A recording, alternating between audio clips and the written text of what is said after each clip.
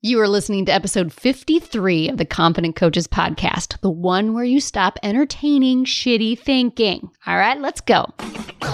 Welcome to the Confident Coaches podcast, a place for creating the self-confidence you need to do your best work as a life coach. If you want to bring more boldness, more resilience, and more joy to your work, this is the place for you. I'm your host, Amy Latta. Let's dive in. Hey, my confident coaches. How's everybody doing out there today? I hope you're doing fabulously. I'm doing pretty darn good. It's November. I actually am recording this in the past, so I'm not entirely sure. Do we know who the president is yet? Do we know? I don't know. Do we know? You'll have to tell me. So I'm doing fabulously because there's something to be said about being ignorantly bliss and not actually knowing how everything's going on. So I can just kind of be myself right now. You guys know more than I do. And I really just want to dive into today's topic because it's about something that always kind of baffled me about something that one of my coaches always says. And I was like, I don't know how to do that. I brought it up with my one-on-one coach and she was like, hi, Amy. So here's the interesting thing. It's kind of an advanced topic, but the solution is super simple, which is what my one-on-one coach was trying to share with me. Of like, here's this thing that I thought it was so advanced and it was so hard and was so intricate. And she was like, what if the solution is super simple? By the way, what if the solution is super simple is a great question to ask yourself all of the time. Because 9 times out of 10, the solution is super simple.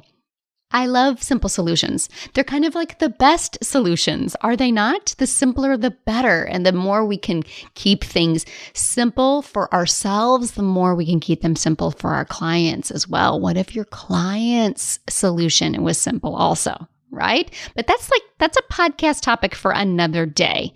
What we're talking about today is this idea that we have these certain thoughts that just keep coming up over and over again. And they're typically shitty thoughts. They're typically crappy thoughts, right? And it's just like things that come up over and over and over again. We know they don't serve us, and yet we freak out when they do, or we still believe it, or something like that. And so my business coach, my sales and marketing and business coach, my mastermind coach, she's always saying things like, I just don't even entertain that thought. She's like, this whole thing right there, like, I just wouldn't even entertain it. And I was always like, what do you mean you wouldn't even entertain it? What does that mean? Somebody tell me. Remember now, like I want to be really clear. Like, I am a master certified coach and my brain will be like, I don't know what that means. I'm confused. I don't understand. So like that right there is part of just being a normal human being, that I don't know how not to entertain a thought, be something that must be hard and must be complicated. And when I brought this up with my one-on-one coach, she works with me to go through all of the things that I'm learning with my other coach in the group setting and all the other work that I do in my life, and we just go deeper. And she reminded me of the simplicity of the solution. Because really what she was pointing out was, what was I making it mean when my other coach said, I just don't even entertain that thought. I just don't even entertain that thought. To me, I was making that mean that she just wasn't even having them. Like, she just wasn't even allowing those thoughts in the room. So I think it's really important to understand that first and foremost, there are certain thoughts that you will have over and over and over again. And you probably know what yours are. I've done a podcast episode before on fault obsessions. It might be something along those lines, and they're just kind of things like, I'm not good enough. I don't know what I'm doing. I'm behind. There's never enough time. They're kind of thoughts that you think them so often that they're just kind of wired into your brain, and just understanding that you will always have thoughts that come back over and over again. Now, the first time you become aware of these thoughts and you realize that they're not factual, They're not circumstances, but they are, in fact, a thought, and not all 7.5 billion people on the planet would agree with you. The first time you have that realization, we do want to put them in a model. If episode 53 is your first episode with me, you may not know what the model is. And that is just the coaching tool that I've talked about extensively throughout this podcast that I use all of the time in my coaching about differentiating circumstances from your thoughts about those circumstances, and then how those thoughts that you're having drive your feelings drive your actions or lack of actions, and your actions or lack of actions create your results. So it's CTFAR, circumstances, thoughts, feelings, actions, and results. So you'll want to put those thoughts in a model and flesh out that model. So what I mean by that is, I used to love to just think I don't have enough time, and I would state it so factually as if it were a circumstance. But when I run it through that filter of, would all 7.5 billion people on the planet agree that I don't have enough time? No, they won't, because you want to know what? There are busier people than me. There are people who work 3 full-time jobs and have kids at home and do this and take care of their parent and do this, right? It's so subjective. I don't have enough time. So as soon as I realize that it is a thought and is not a fact, it is not a circumstance, I can put that into a model. And when I think I don't have enough time, how does that make me feel? Well, it makes me feel anxious. Anxious, right? And when I feel antsy and anxious, I bounce around to a bunch of different things. I'm either antsy and anxious and kind of bounce, and I don't ever finish any one thing, or I actually shut down because I'm too anxious, I'm too antsy, and then I will zone out on Netflix or Facebook, right? So the result, of course, that I get is I don't have the time to do what matters most to me. So the thought, I never have enough time, actually creates the result of me not having enough time to do what's important to me. So the first time we have any of these kinds of thoughts, it is super important to put them into a model and see what they create for you. How does that make me feel? How do I show up on that action line? What kind of things do I do and not do? And ultimately, what's the result that I am creating in my life by choosing to think that?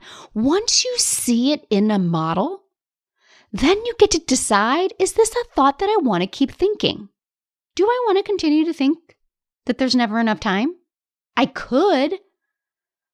No one's telling me that I can't, but as soon as I put that into a model and I see what it's creating for me, I see that that thinking creates the result of me not having enough time for what matters most to me, then I need to go, maybe that's not a thought I want to continue to believe.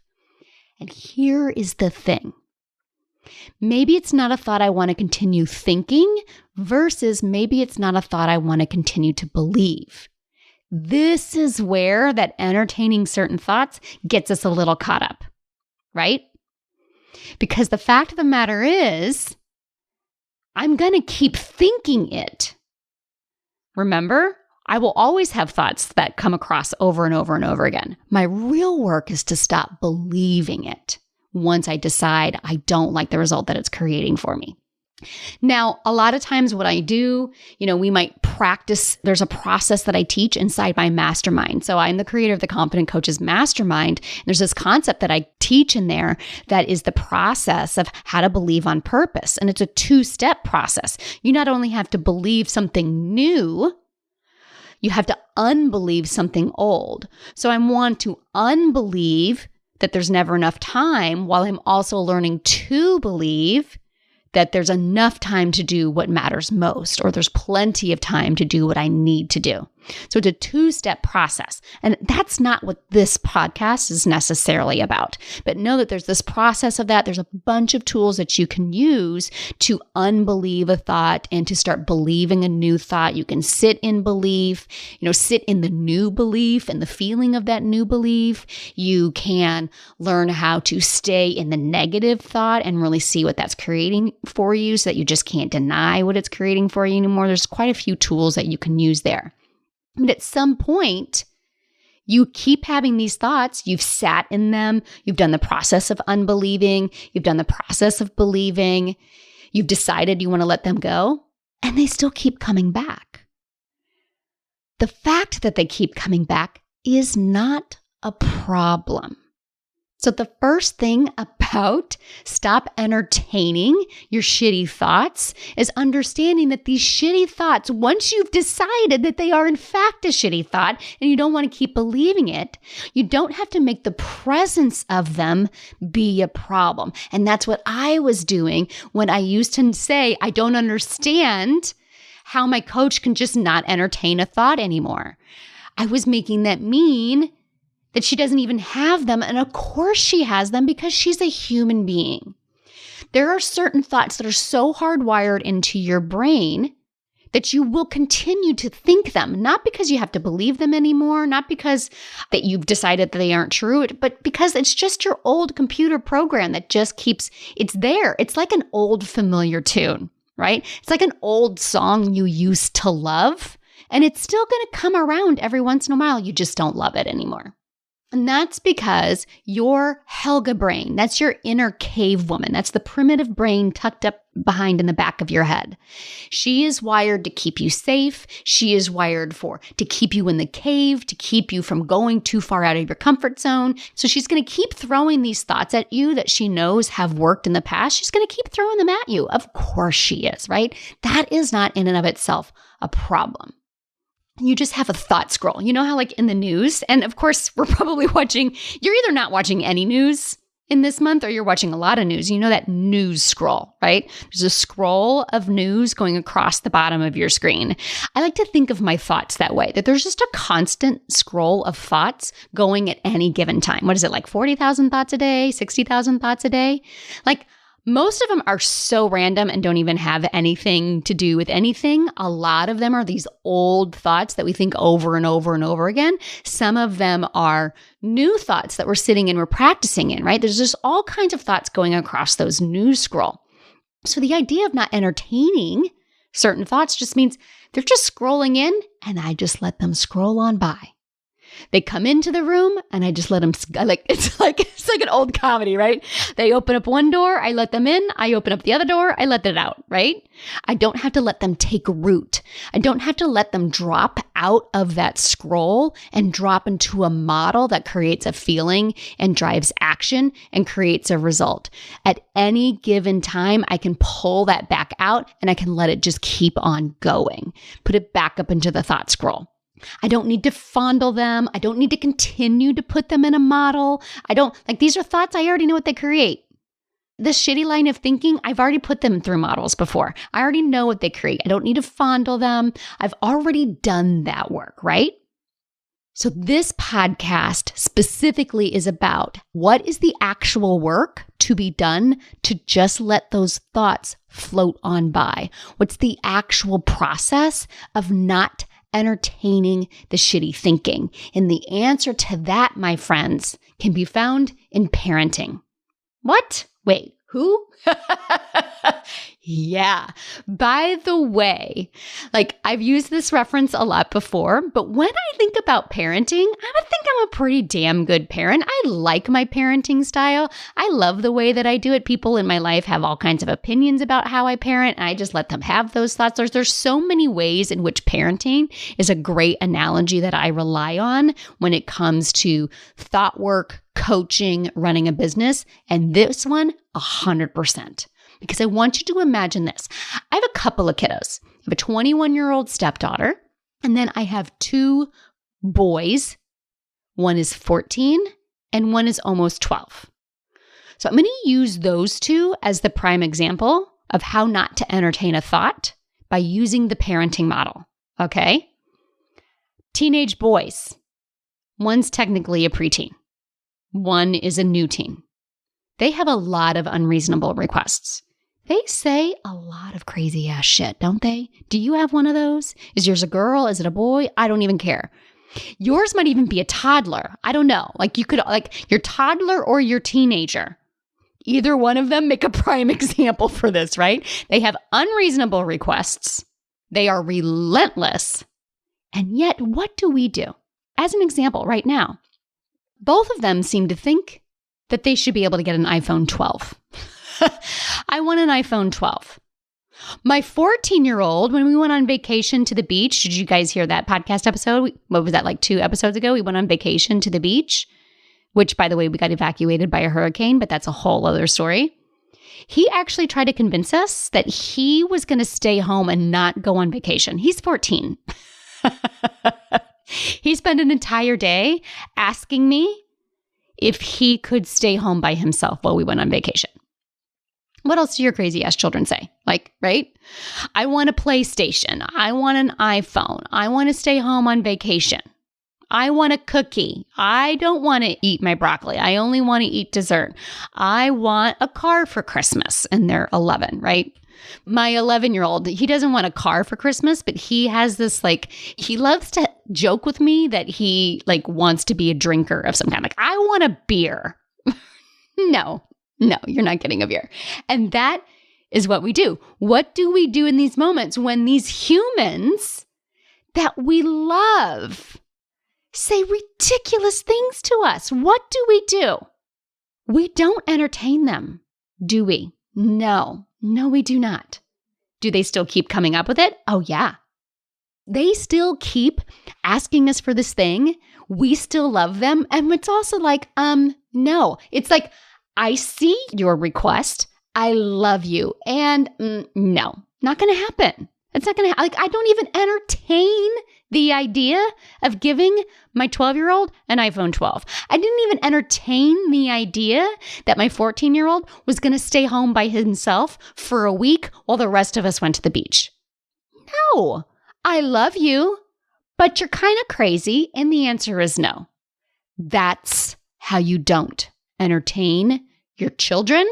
And that's how you don't entertain your shitty thinking.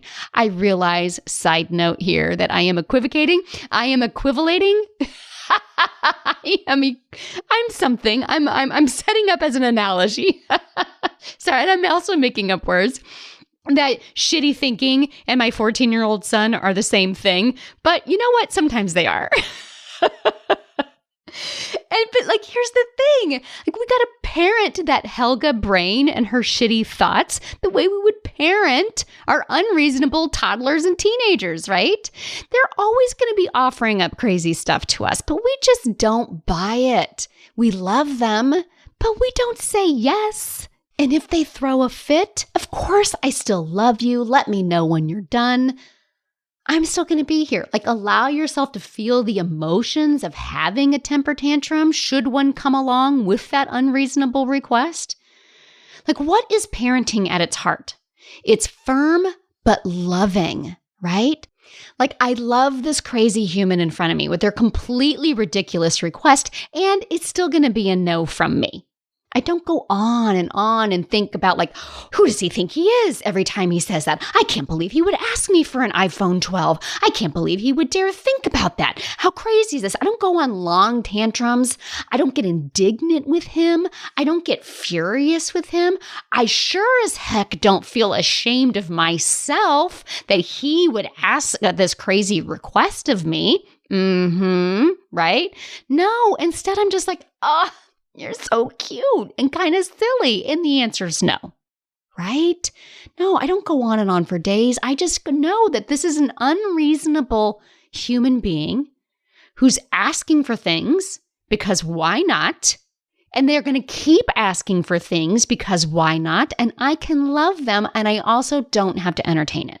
And this is exactly how we handle those shitty thoughts that you think over and over again, that you've put into models multiple times. You've practiced believing what you want to believe instead. You've practiced unbelieving it. And Helga's going to continue to offer these thoughts to you in that thought scroll. And you're just like, I love you thought. I see you thought. And it's a no from me. Oh, aren't you so cute? And no. Bye. Right? We just let it go. We don't have to be mad that it's there. We don't have to be indignant that it's there. We don't have to throw a tantrum about it being there. We don't have to feel shameful or judgmental with ourselves that it's there, just like we wouldn't do that with our kiddo. We don't have to do that with the Helga brain. Like, of course, he's asking for ridiculous things. Of course, she keeps saying ridiculous things. It's what they do. Honestly, the only difference between your toddler or your teenager and your Helga brain is eventually those real life kids grow up. Unfortunately, Helga won't. For the rest of your life, she's going to be in there offering you unreasonable thoughts, shitty thoughts that you've already run through models. She's going to keep serving them up, and you just do not even have to entertain them anymore. Your ongoing work is to be able to recognize that this is one of those thoughts that she's given you multiple times that's showing up in your thought scroll. And that in that moment, as you go, oh yeah, oh, aren't you so cute? And the answer is no. How about we just practice that this week, my friends? And the answer is no. When your Helga brain wants to offer you that line of thinking that you're so familiar with, I'm behind. I don't know enough. They're farther ahead than I am. They know more than I am. This never works. Maybe I need to change my niche. Sorry, I just coached a client on that today. And I was like, no, you do not need to change your niche. I'm pounding on my desk. No, that's just going to be a no from me. And I don't have to entertain you. These lines of thoughts, once you see what they've created for you, remember that you can parent them when they come back. I see you. I love you. You're so cute. And it's a no from me. All right? That's your work, my friends. And it's a no from me. Practice that this week on those thoughts that you know that keep coming up. They're shitty. They're crappy. You know what they create for you. Stop entertaining them. It's a no from me. All right, my friends? Okay, so until next week, let's go do some epic stuff. Friends, I am so excited to offer you a podcast-only treat. I am sharing with you the 5-day Unblock Your Confidence mini course. It is only available to the Confident Coaches podcast listeners, and the only way to get your hands on it is right here. Why do you need this course? Well, in this 5-day mini course, you will learn why it seems like you struggle with confidence when others don't, how to build trust in yourself, how to get over your fear of failure, how to stop caring so damn much what other people think, and the best thing you can do to unblock your confidence today. All of that in just 5 days. This is some of my best work waiting for you. Visit www.amylatta.com/unblock confidence to get yours. Again, that's amylatta.com/unblock confidence. Go now and get started today. Thanks so much for listening to the Confident Coaches podcast. I invite you to learn more. Come visit me at amylatta.com. And until next week, let's go do epic stuff.